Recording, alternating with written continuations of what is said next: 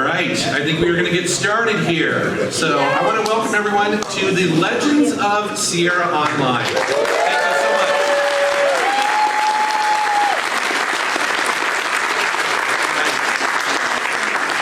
I'm just kind of curious, how many people is this your first time at the Portland Retro Gaming Expo? No. It's awesome, right? Second time. Second time. Second time. I've been here a couple times as well. Yeah. So, yes. So for today, we have a bunch of awesome people who have made great games at Sierra Online. More than you probably realize. Some classics and some deep cuts as well. So I want to start this. My name is Jason. I have a YouTube channel called Metal Jesus Rocks, and I feel like I've been kind of been one of those people carrying the torch of Sierra all these decades later. I used to work there in the mid-90s. And it was a fantastic time. Met my wife there, and also Drunken Master Paul up here, and all of our friends we've had for decades now. I'm going to introduce I want these guys to introduce themselves, talk about a couple of the Sierra games that they worked on, and also maybe one of your first Sierra memories, because you guys some of you were there at the very beginning. So, let's start with Josh.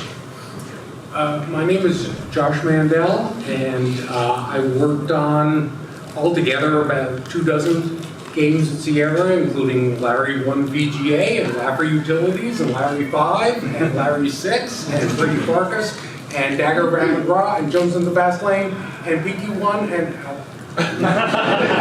Jones in the Fast Lane. I mean, do people remember that game? Yeah. I know, right? Total hidden gem. I tested it originally for Sierra and said, yeah, this is good enough to make it into a Sierra game.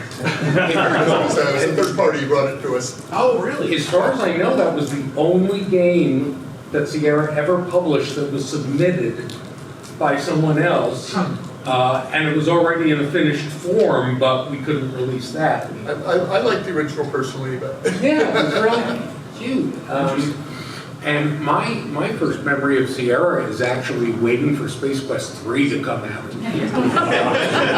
I was in a Chicago ad agency at the time, and I was beta testing for Sierra, but I hadn't beta tested SpaceQuest 3, and I used to go to Babbage's and Software, etc. Every single day after work, is it in yet? Is it in yet? Is it in yet? And they got so tired of seeing me. And then it came out, and it's my favorite Sierra game. I thought it was absolutely perfect. Excellent.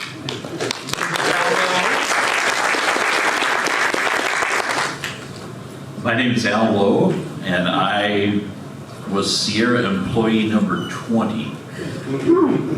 About 6 months later, there were 120 employees. That's what you call fast growth. And then one Friday afternoon, Ken called all of us in and said, we're going to fire 80 of you. And Sierra went from 120 to 40 very quickly. But he gave the programmers an option. He said, you can receive advances instead of royalties, or instead of salary. We'll give you some advances, and you can go home and write games. And I did that, and so did Bob Heitman and Chris Iden.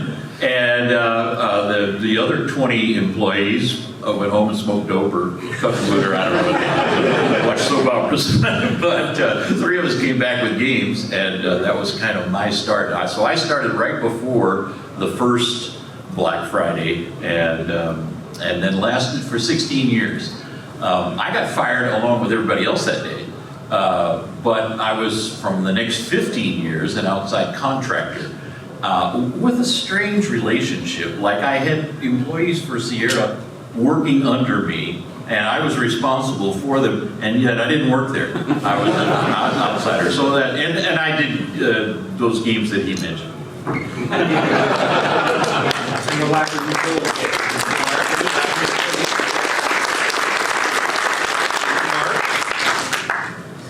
I'm Mark Seibert. I was music director. They got me a pin here, so I'm good. I was just going to be the masked singer, but no, I got that. So I was music director at Sierra for many years, and so touched just about everything. Went out the door there for a while. And then became a producer, and I produced games for Roberta. We did Kingsquest 7, Phantasmagoria, and then I got to produce for Al, and we did Torrens Passage, and thank both of you for buying that game. We really appreciate it. And then we did Larry 7, and that was, Larry 7 was just a hoot. It was every day, come in, let's make a new joke. It's going to be fun. So, thanks. Who here remembers Where's Dildo? That was a thing. That was a thing. Mark had a wonderful technique on, he would schedule team meetings on Friday afternoons at 4 o'clock. Yeah, and nobody wanted to goof around and spend a long time, right? Everybody was ready to go home. And so the rule was at the meeting that you could say anything if it got a laugh. If you didn't get a laugh, well, then you were in trouble. And one of the animators was, one of the artists was sketching some stuff, and he sketched out a Waldo-looking dildo, and people everywhere started laughing, and they showed it around and stuff. And so the programmers saw that, and they said, "We could do that. We could put that in." And it was one of the most fun things we ever did. I just came up in the middle of a meeting on a Friday afternoon at 5. Every game needs a Where's Dildo, right? Call of Duty, whatever. And then Lori. Okay, I'm Lori Cole. Oh, I'm Corey Cole. We did the Quest for Glory and Heroes Quest in Sierra.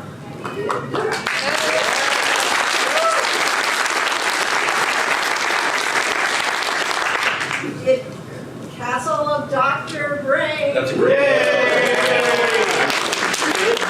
Fairy Tales. And then more recently, we've done Who Are You? Road to Redemption. With Sydney, Josh, and various other gummy parties. And Al.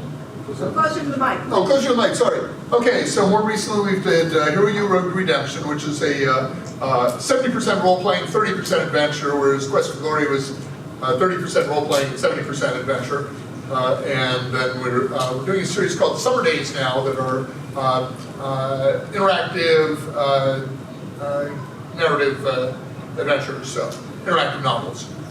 So we're still working at this. So we're still doing this very, very slowly as we toddle along in our walkers, you know. Your first memory?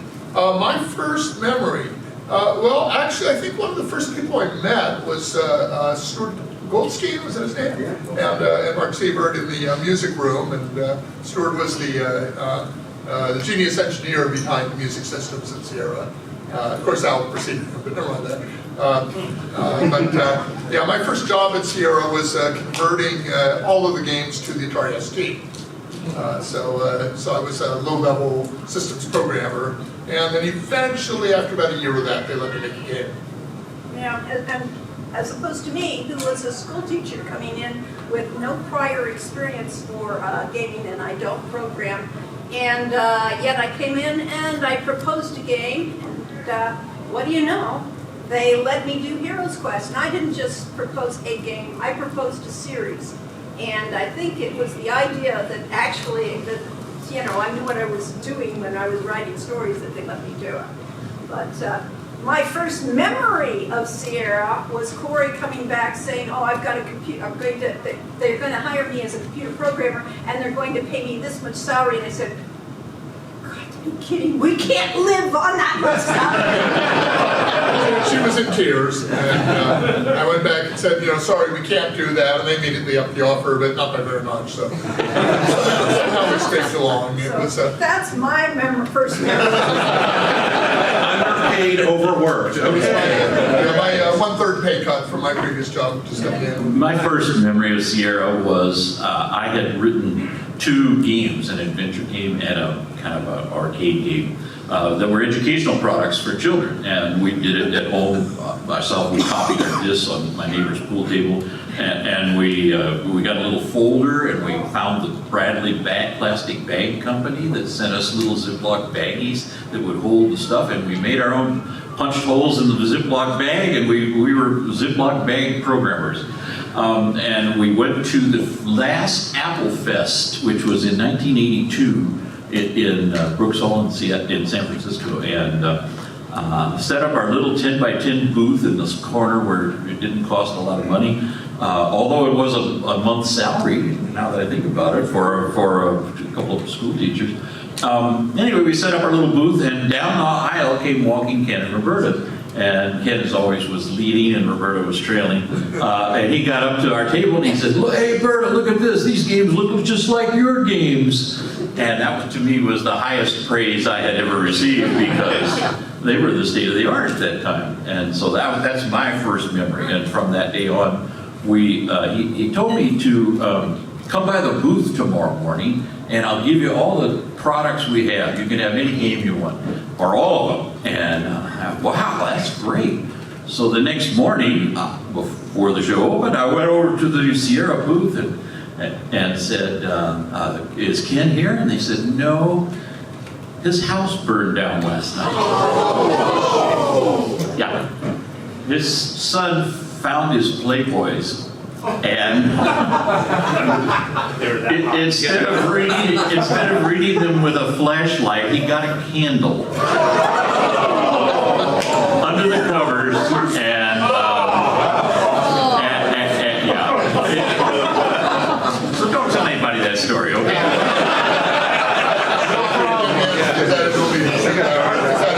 It's such a perfect tale. That's hilarious. So, It was too hot.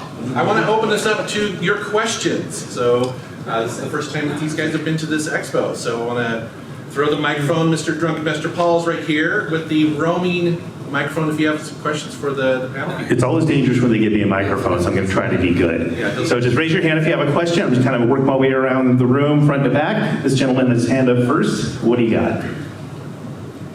Hey guys, I'm actually from Eugene, just a couple hours south, so I'm curious if any of you guys work with the Dynamics team that used to be down there. Yeah, that's it. I'm not sure about these guys, but definitely in tech support in Q&A department, we absolutely did. But like you said, it was, we lived up in Seattle and they were down in Eugene, Oregon. So I don't think I really met any of them, although I did end up doing some testings on games like Earth Siege and things like that. In my opinion, they made some of our Sierra's best published games. I love their stuff because it wasn't necessarily just adventure games, although they dabbled in that with a little bit, Rise of the Dragon and stuff like that. But A10, all the simulator games and all that sort of stuff was really cool. It came out of Dynamics, the flight sims, arcade games. They also published, I believe, The Incredible Machine, right? Yeah, which is even today. I worked with Denzel Long, who worked on Adventures of Willie Beamish, and he and I, that was the year they pulled me off all the Quest of Glory games and said, okay, recreate the magic again in the Atari ST, except this time Sega Genesis CD. And they brought down Denzel from Dynamics to work with me on it. And the first thing I did, being experienced system programmer, is I put in a check at the beginning of the program that says, warn me anytime memory starts to get low. And apparently the first thing Denzel did was to take that out. So after he'd been working at 3 months, we kept getting random crashes. I finally went through the code and discovered that line was commented out. I put it back in and found out that we couldn't get SCI to run it. It didn't have enough memory. But yeah, that was my little experience. But yeah, their games were amazing. And kingsquest 8, of course, was we're running on the Dynamics 3D engine, which we ended up taking and finishing it out for kingsquest. So it was kind of a branching of the code at that time. So that was our experience with Dynamics from Seattle. I had the Willie Beamish CD for the Sega, and I thought it had the distinction of being the only game that I'd ever played where there was a separate game that you could play while the next scene was loading. Because it took so long, yeah. When I first got to Sierra, I was a producer, not a designer, and one of the tasks I was given was to be creative liaison to Dynamics, which the company had just bought. So I went to Eugene and I met Jeff Tennell, who loved me because in an earlier life when I'd been a game journalist, I had reviewed his game, David Wolf's Secret Agent, which was a marvelous, marvelous game, and I gave it really a tremendous write-up, and I guess I was one of the few who had done that. So he was very grateful. And they were working on Heart of China at the time. And I observed to them that the puzzles were all, find this, give this to someone else. Find this, give this to someone else. And I said, you could do more. And I designed the puzzle where you put the wagon together out of the chopsticks and the coins and everything like that. And I said, see, you can combine inventory objects and make more interesting puzzles that way. But they were wonderful, and there was a guy named Jerry Luttrell who was in their marketing, and he was wonderful. He's sadly gone now, but he was a wonderful guy, and Dynamics really did some amazing games. The dirty not so secret is that Lori and I went to work for an adventure game company making a quote adventure game, and we don't actually play adventure games. We're longtime role-playing game people, and Betrayal of Condor was the wonderful RPG that Dynamics made, and our relationship to that is that we both read Ray Feist before the game, so there we go. Okay, who's next? Just raise your hands again. Get back to you. I was standing next to this person. You know, I didn't want to leave you. I just walked past. So there are a bunch of iconic soundtracks across various Sierra games over the years. I would like you guys to talk about which ones are your favorite, or which ones are the hardest to work on, or anything unique about any of them that you think everybody would enjoy hearing. I mean, Looking at you, Mark. I mean, Al is a musician, so did you write the music for the leisuresuitlarry games? I was driving home and listening to NPR, and they had a story about Irving Berlin's birthday. And they played some of his music, and I thought, boy, that's a goofy old sounding stuff. Larry's a goofy kind of character. Maybe he should have a goofy theme song, because at the time everything was kind of techno rock stuff, and I thought that wouldn't fit Larry. Larry should be different. So I got home and I said to my wife, how long before dinner? She said, about 20 minutes. So I sat down and wrote the Larry theme song in time for dinner.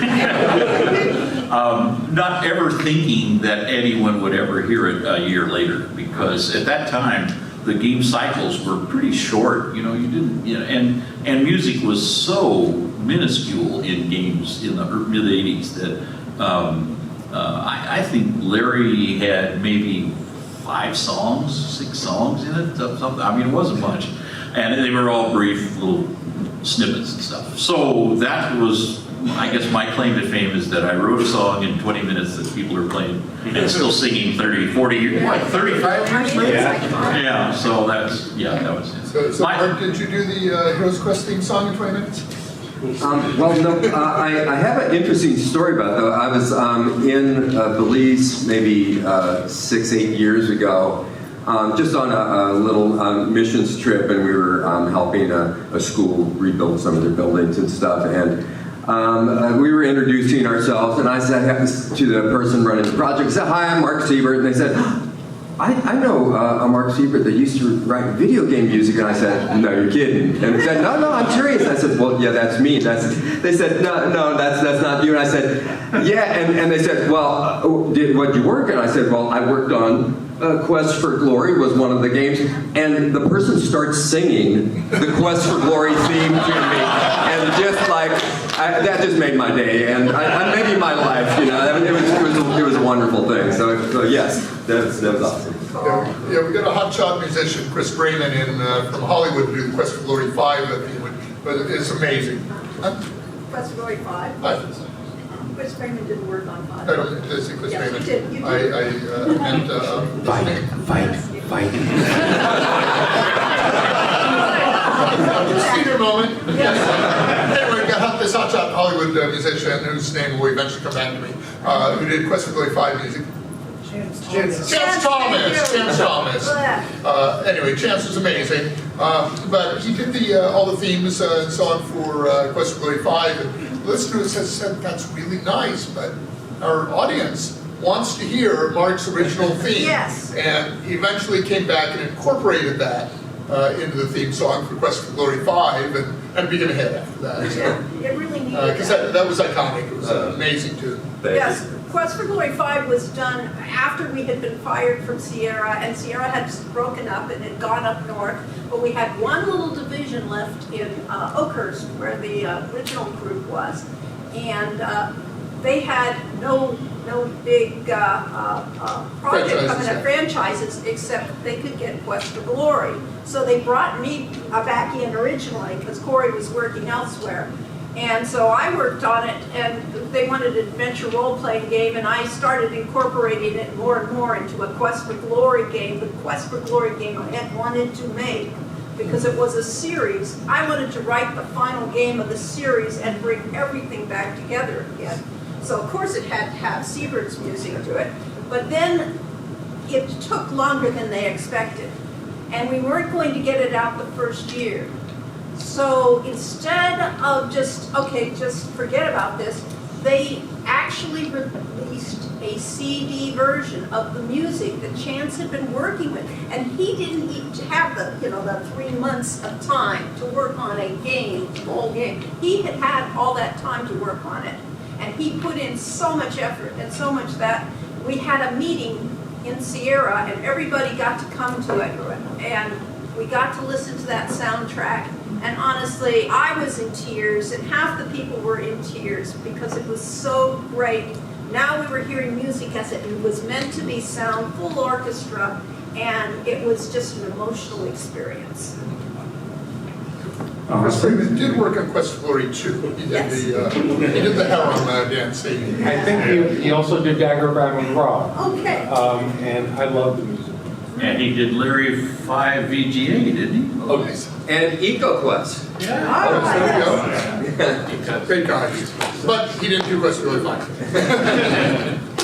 Hi there, Anna from the Classic Gamers Guild podcast. A question for all of you that might even have a very short answer.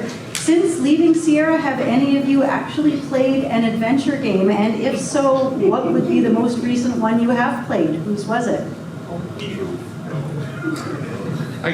I do play a lot of games. The one that comes to mind is the Broken Sword series. I do like that series quite a bit. It's got a lot of the DNA of kind of the Sierra style to it. Also, a more recent one, just was playing fairly recently on the Switch, Thimbleweed Park. Fantastic pixel graphics, old school adventure game, super cool. Yeah, does 5 minutes count? I played about 10 minutes of the Return to Monkey Island and about 5 minutes of Thimbleweed Park. We actually played a little bit of Hero's Quest. We played Heroines. We played all the Quest for Glory wannabes, or at least tribute games. They really are very good. I mean, Heroines Quest and Quest for Infamy. They are totally worth playing, and I really recommend them.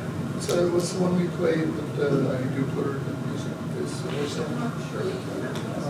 And of course, there's all the games by, what's his face? What's his face? Gilbert. One of my games, yeah. I've actually played one of the Blackwell Yeah, so we really recommend that if you like Sierra games. And Arbel. Check out Dave Gilbert's games. And then the other thing I want to mention too, I don't know if a lot of people know this or remember this, but Lowe remade leisuresuitlarry back in 2013, I think. I think so. It was like the HD version of the original leisuresuitlarry.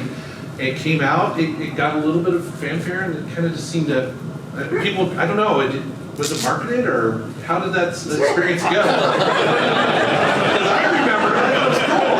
How much time do you have? Yes, tell us about that. Hopefully it's a positive memory. Give us all the non-actionable version. I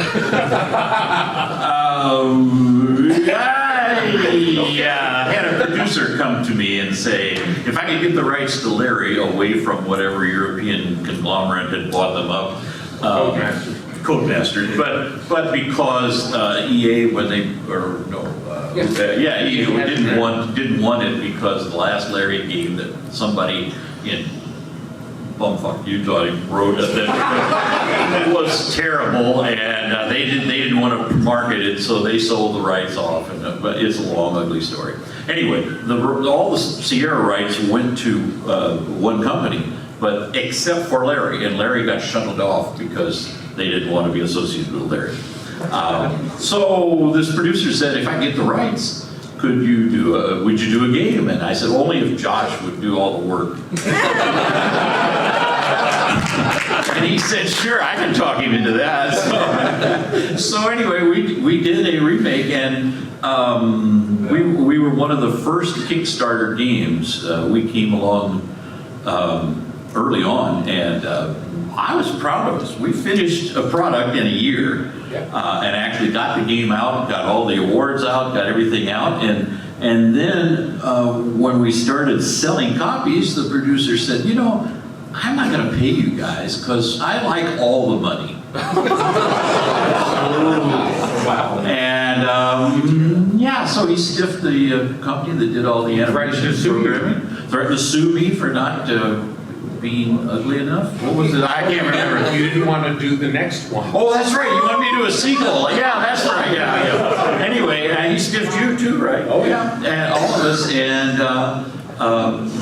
and then things didn't go his way, and so that the story was a great project, and it was fun working together and working with the people that we did, and we did I think a good game. I mean, I think it's a good product,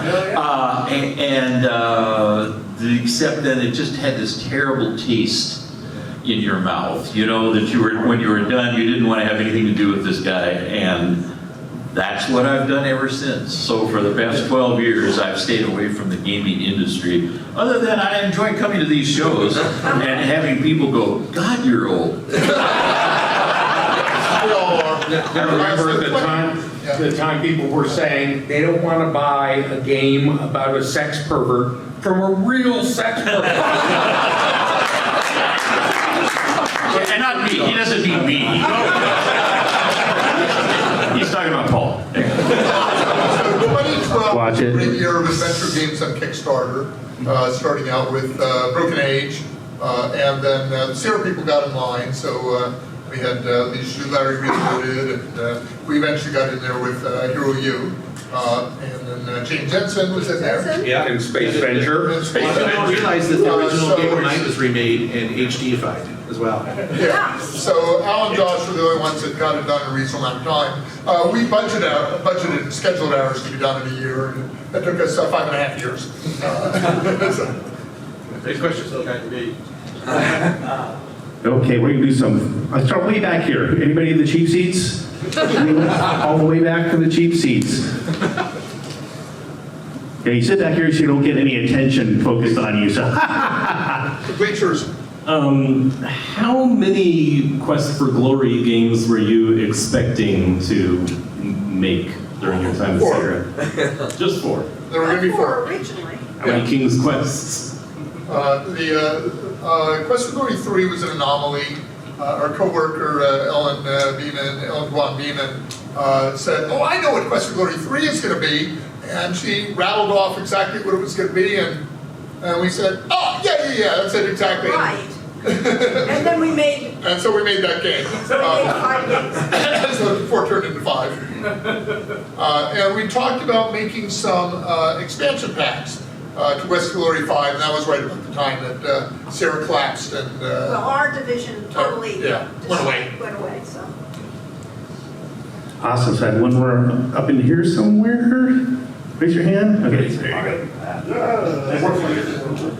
Hey guys, yeah, just wondering what your favorite Quest for Glory game was out of the series, and your fondest memories, and why that one in particular is your favorite.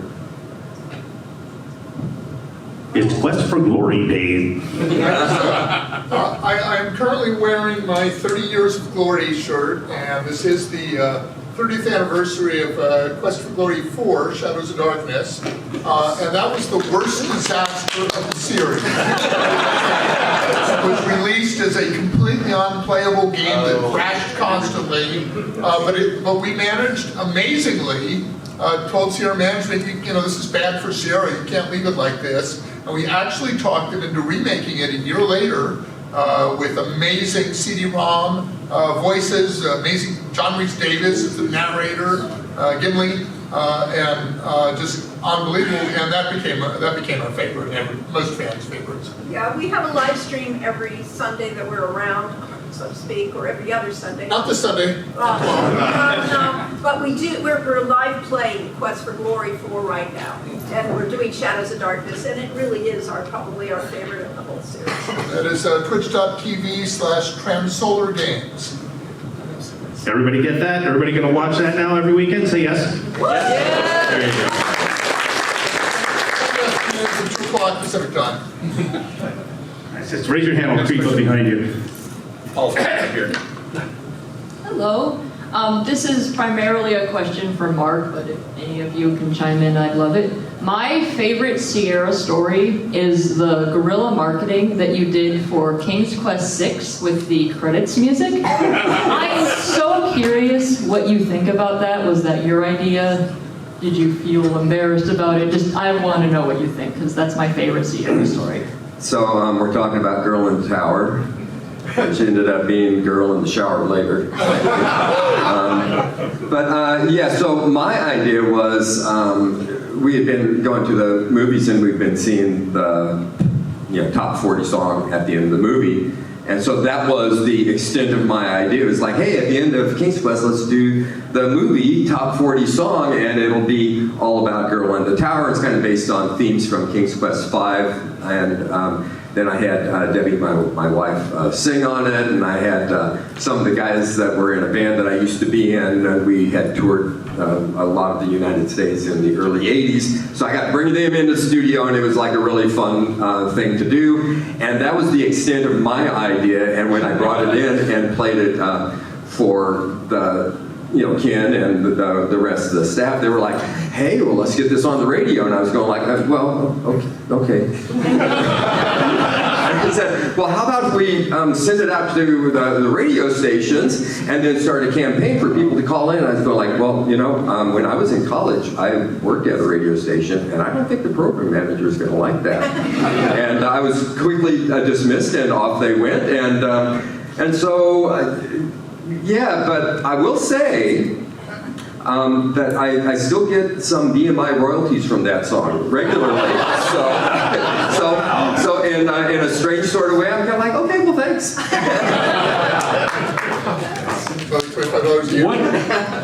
What do you mean by royalties? I mean a crown. I tell everybody, if you want to play my games, go to Good Old Games, and they will. And they will charge you a pittance and send me nothing. I also have a page on my website for you to pay penance if you stole the games in the 90s. And you feel guilty now that you got money. And so I have a donations page where people buy me a cup of coffee. Next question. Hi. My question is for Josh. Not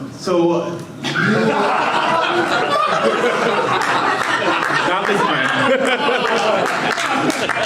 Obviously, you're the iconic voice of King Graham. Can you talk a little bit about the changeover from the really early voice acting of King's Quest 5 to the Hollywood leap to King's Quest 6, and what that transition was like? Because I know you were in both games.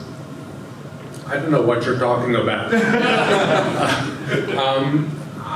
I don't know. I mean, I loved it when the designers would find people at the company who wanted to do the voices, and we had a lot of people at the company who were big into theater. There was a theater in Oakhurst where a lot of them performed, and if it hadn't been for the employees, Bruce would never have met his wife. But when they started moving to Hollywood talent, that was a great sign, because it meant that the budgets were going up. You know, who could argue with wanting to use professional voice talent? I mean, Lucas had been using professional voice talent from their very first voiced game, and we didn't have that luxury. But I saw it as a very positive move. I was all for it, even though it put me out of a job. So. Well, I'll add something real quick to that, speaking of voice acting. When they got into doing things like full motion and especially Shivers 2, you say they use professional talent, but a lot of times they use tech support. And I know that because you played Shivers 2. Yeah. Jason was the lead guitarist for Trip Cyclone. Yeah. On the weekend, no extra pay. Just No. We wanted the hell off the phones is what we wanted. So he did the character, and then I did a voiceover that turned out to be his voice on the answering machine in Shivers 2. All for free on the weekend. Yeah, all absolutely free. This happened all through it. If you watch Phantasm 2 or any of these others, a bunch of those are all tech support people that were just basically tired of answering all y'all's questions. If you're getting the idea that Ken and Roberta were cheap, or specifically Ken, it's true, right? God isn't cheap. So first I want to say, Mark Seibert, thank you for Arana's piece. That is just a treasure of music. And surprised you're here, so that's awesome. And then I had a question for the Coles. Thank you for Quest for Glory. I love that series. That is my childhood, so thank you for that. What was the impact, or can you talk about the experience when you had to change the name from Heroes Quest to Quest for Glory? Was that nothing, or was that a significant deal? Yeah, we had a brief hiatus between Quest for Glory 1 and Quest for Glory 2. And, no, there was a brief break where we were doing something else in the meantime, and they decided that we were losing the rights to Heroes Quest because, well, you could tell the details of that loss. I thought everybody knew it by now. Games Workshop in England and the UK had a board game series called Advanced HeroQuest. And they had licensed that out to some independent company to do a video game of some kind. It could be Amiga or Atari. That was given Advanced HeroQuest. He said, "Oh, you can't make a game called Heroes Quest because we own the rights to that." I said, "Well, wait a second, our game released before yours." But apparently by UK law, they were able to register the name before they made their game. By US law, you have to have the game made before you can register it. So they basically stole the title from us. But admittedly, their board game preceded us. So yes, not only did we lose the name, we couldn't refer back to the name. Yeah, we couldn't say formerly Heroes Quest. So we really lost a lot of marketing momentum. And Quest for Glory 2 did not sell very well, because I think a lot of people said, Quest for Glory 2, I've never heard of. What was Quest for Glory 1? You get over it. We had a kind of a contest in-house to pick a new name for it, and we sort of stuffed the ballot boxes by whispering to our friends, "Hey, put in Quest for Glory as the name."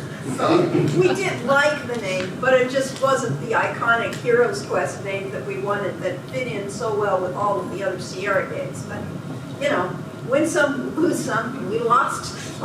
Yeah. So the problem is that the whole theme of the thing was being a hero. So you weren't out for glory. You weren't out to become famous. You were out to be a hero and do heroic things. So Heroes Quest is the better title, but we're used to Quest for Glory by now.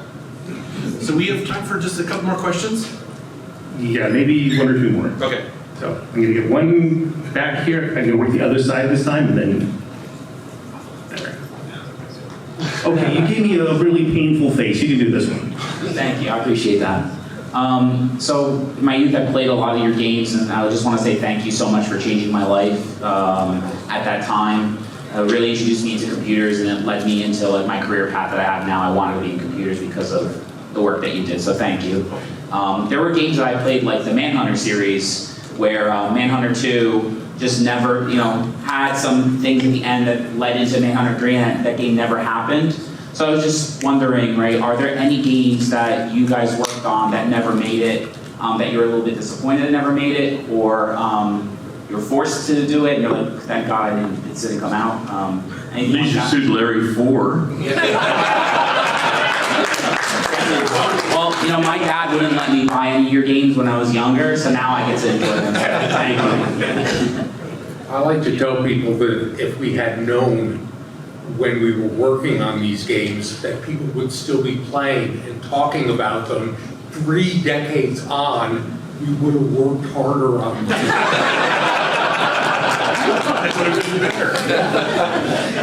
Well, Lowe and I came up with all sorts of proposals for games. And, when we did Chandler for Legend Entertainment, that started out with Bob Gates coming to us and saying, "Why don't you give me a 10, one paragraph game ideas?" And we came up with 10. We were some were 2 or 3 page proposals.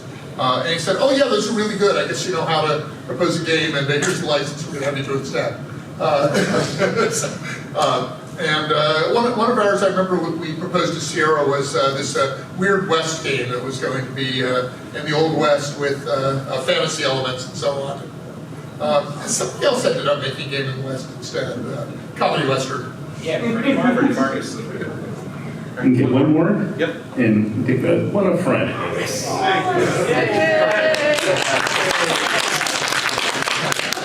Thank you. Now I'm on the spot. This one's for Josh. Hi, Josh. Hi. So you've probably written for more Sierra games than anyone else at the company, like ghost written a bunch of stuff. What's your... You blowing smoke up my ass? You have a reputation for doing that. That's later in the hallway. I thought we weren't going to mention that in public, but okay. What happens in Portland stays in Portland. So what's your favorite joke you wrote for a game that you didn't design, wasn't technically the writer on, that somebody else ended up taking credit for? And is it in Freddy Farkas? Are you trying to get me in trouble? Wow, I'm gonna have to think about that. I don't think I've ever been in a situation where I resented a designer for taking credit for something that I might have written under their name.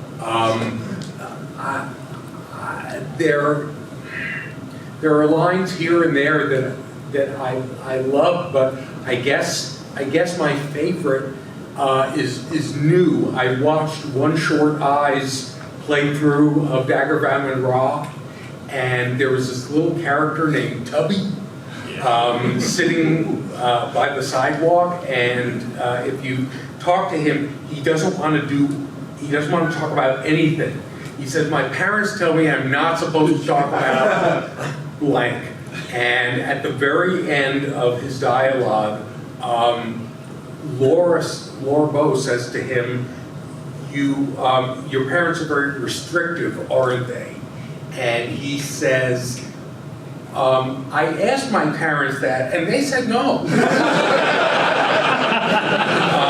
So Bruce probably gets most of the credit for that, but I voiced Tubby and I wrote all the dialogue, and I'm proud of it, and I have absolutely no grudge against Bruce or Al or Roberta Or us, because you were in our game, you did the writing for our game too, Revolution Redemption.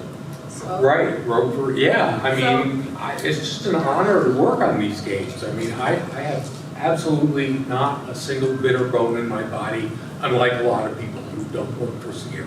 I'm going to say Josh burned out entirely and left social media for about a year after the exciting leisuresuitlarry experience with certain producer. And I saw him come back on. The moment he came back on Facebook, I said, "Hey, Josh, would you consider writing for another game?"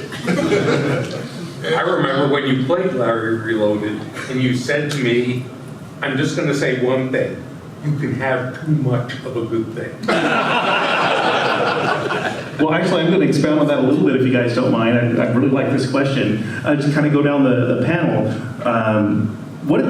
When you think about the fun, the comedy, and the jokes that you've done, what's the one joke or bit that you always think about as your favorite or one of your favorites in the games you've done? I mean, you kind of touched on it a little bit, but any kind, I know, Al, you got it. But just a happy moment you think about as far as a good laugh you got working on or the bit you put into a game. Mystery hole. Yeah. Mystery. Let's go down the line. As Trolls knows, I love to laugh at my own jokes. But I think the opening and closing ballads of Freddie Farkas. Oh, yeah. I just finished that game recently. Yay! Al, or should we wait till the end because we're going to be here for a couple hours? Go ahead. Go ahead. Mark, go ahead. Okay. I didn't do any of the writing, so I enjoyed the jokes. But I'm going to say more than enjoying the jokes, I enjoyed the people and the camaraderie and just being able to be a part of something that was very special. It's all about the teams. So I am most famous for writing these Quest for Glory games. I didn't actually write, because I did maybe 5% of them, and Lori did about 90. Well, no, Lori did about 80%, and the other 15 was team members. So some of the things we're most famous for were actually written by other people. In fact, the Quest for Glory is full of puns. Is all Robert Fishbach, our programmer on heroquest, who was the first person to put a pun into the game. And we looked around and looked at Bob and said, "We're allowed to have puns in our games?" But yes, my immortal dialogue, of course, is the memes saying, "Hiya, pleased to meet ya," which is not funny at all, but that's most of what I wrote. It doesn't have to be funny, it just has to be the one you like. Yeah. Of course, I loved writing dialogue. I loved the characters we had in our games, from Erasmus and Fenris and their silly, stupid jokes that I make up there, to in Quest for Glory 5, we had a character named Wolfie, who was a doggy character who spoke just like the gentleman in movie Short Circuit, which he would always have these wonderful misappropriated words and things like that, and it was so much fun to write. So actually, I don't have one joke, but I have a cast of characters that I adore. And the funniest joke that everyone comments on is the dialogue that doesn't match the written dialogue in Quest for Glory. The ones that we didn't write, that were the actors ad-libbing on it. And we decided to leave those in as they spoke, even though it did not match. Stinky townspeople. But Erasmus and Fenris, I'm Erasmus and Lori is Fenris. So really, that's the kind of conversations we have at home, and that's what the game is based on. All right. Mr. Lowe? I think my favorite line was in Larry 1. There was a sign over the hooker's bid that you had to actually look at to read. It wasn't obvious, but the sign read, "Substantial penalty for early withdrawal." All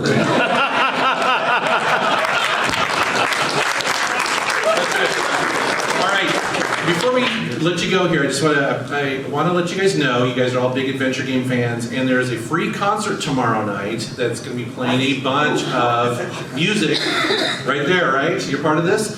So they're going to be playing music from Seventh Guest, Gabriel Knight, SpaceQuest, KingsQuest, and more. If you have your badge, you get to go into this for free. So, and the name of the band is? Air 47. Perfect for Sierra fans, right? Yes. So that's tomorrow night. So there's little flyers here. If you know that reference, you worked in tech support. Yeah, I the game. So, guys, thank you so much for coming and giving these guys love. Thank you for watching. Please like and subscribe, and here are a few more videos for you to check out.